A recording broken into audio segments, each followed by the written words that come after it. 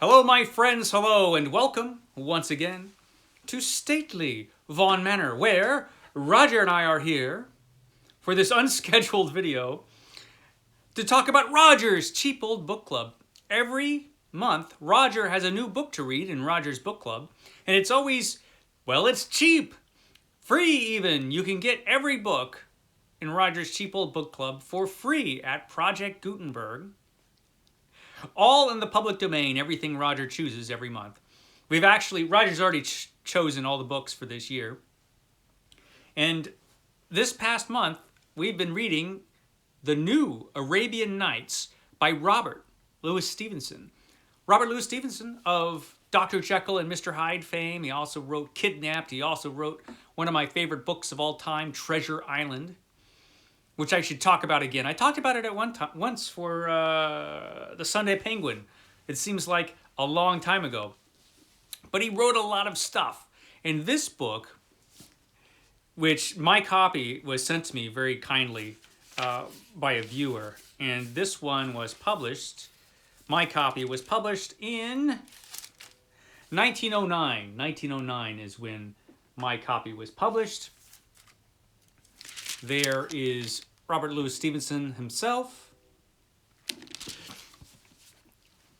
And this is a book of short stories, a really interesting one. So this was actually first published in 1882, but it had a bunch of stories in it that were already published in magazines.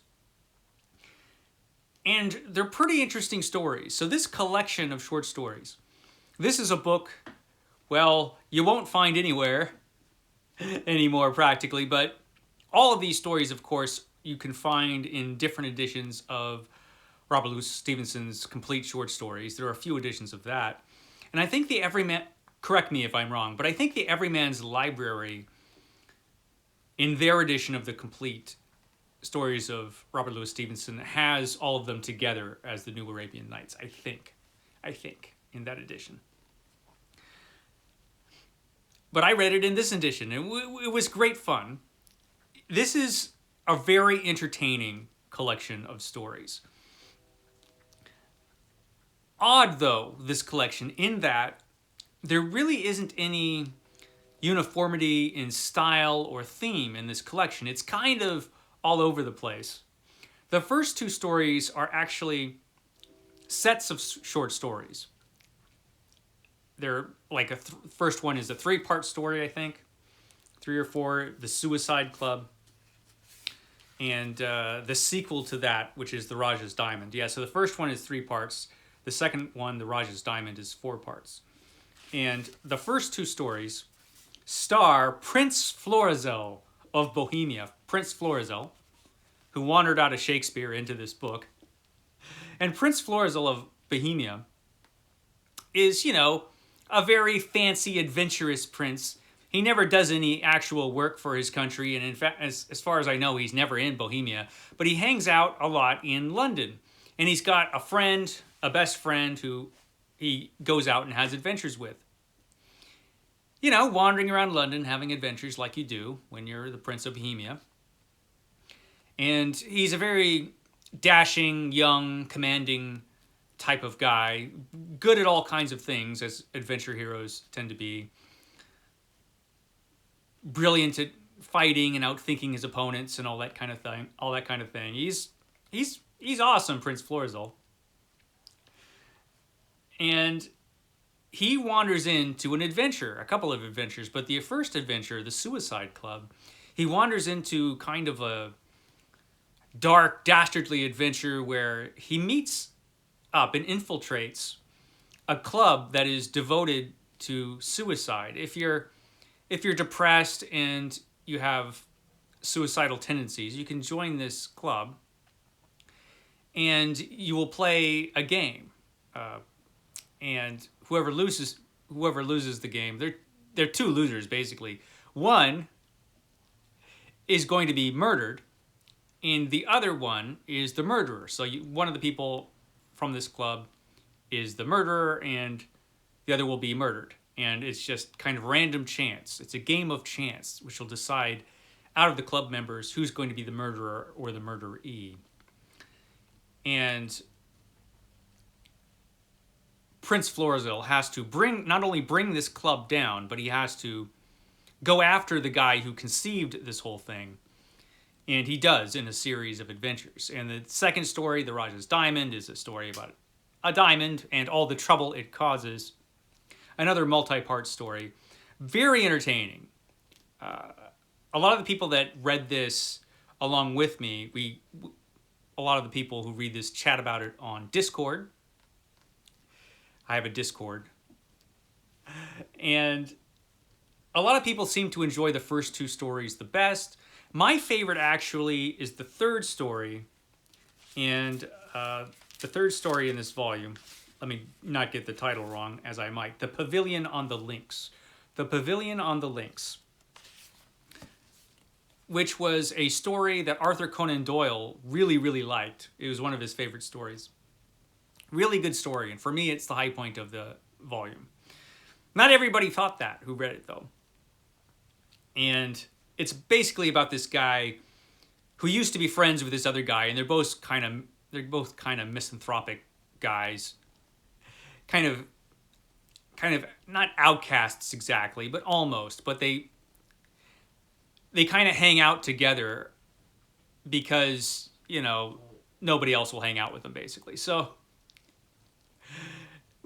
and these two have a falling out. And after some time, one of these guys, the narrator of this story,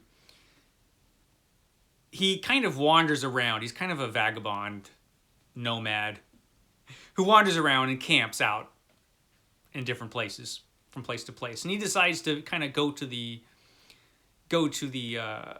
pavilion on the links, which is where his old friend, who he had a falling out with years before, lives. And so he goes there, and he meets a beautiful woman who is in a lot of trouble. Actually, her father's in a lot of trouble. And so he gets himself involved in this adventure. And of course, his ex-friend is in love with this girl, and he's in love with this girl. And so it causes all kinds of drama. It's a fun story. It's really entertaining. And then that takes up the bulk of the volume. And then there's like 3 shorter stories at the end. All of them very different. All of them very good in their way. But it's really interesting because it shows you the scope of Robert Louis Stevenson's talent and how he could write all kinds of different things.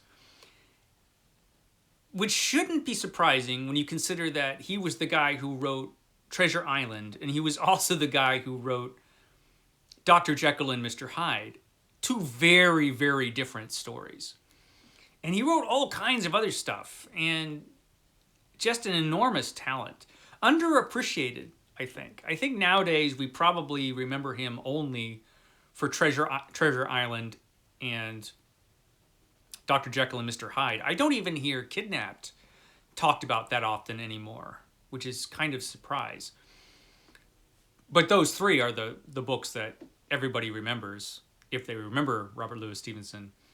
Not many people have read or talked about his other work, including this collection of short stories. But I enjoyed it quite a bit. It was an awful lot of fun. So good pick there, Roger. Next month on Roger's Cheap Old Good... I can speak, I swear. Next month on Roger's Cheap Old Book Club. Sorry, Roger, how did I mangle your name? Jeez. But next month, we're going to be talking about and reading... We're going to be reading The 3 Impostors by Arthur Machen. And I have it in this volume, The Collected Fiction, Volume 1 of Arthur Machen. Arthur Machen was a very important Welsh writer who wrote just terrifying and creepy horror stories. He is best known for The Great God Pan. The Great God Pan, which you will find anthologized all over the place. If you have a horror anthology of classic horror stories, The Great God Pan, it's a pretty good chance that that's in there. The 3 Impostors, though, was a short novel. It was an episodic novel, which reads, in many ways, a lot like Robert Louis Stevenson. And that was one of the criticism leveled against it, actually, if I'm remembering correctly, is that it felt maybe too much like Robert Louis Stevenson as far as the writing is concerned. But the actual stories, because this episodic novel, The Three Impostors, has kind of a framing device that frames all the stories, but is basically a bunch of short stories worked into a short novel. And very often these stories have been taken out of the novel and published as separate stories. But we are going to be reading the whole novel, The Three Impostors. It's not very long. Full of creepy, ghastly, horrifying stuff, which is perfect for horror mayhem. So if you read Roger's pick for next month, for May, you're joining along with horror mayhem because it's perfect for that reading event. And I guess that's all I have to say today. Yes? For Roger's Cheap Old Book Club. I will catch you in a couple days when we return for my weekend reading report. And I got a bunch of stuff that showed up here at the Manor. You know, I haven't actually bought anything that isn't comics because, you know, I'm still on the 500 book challenge and probably will be for quite some time to come. But, you know, stuff just sort of shows up, and so I'll talk about that too. Okay, guys, I will catch you next time.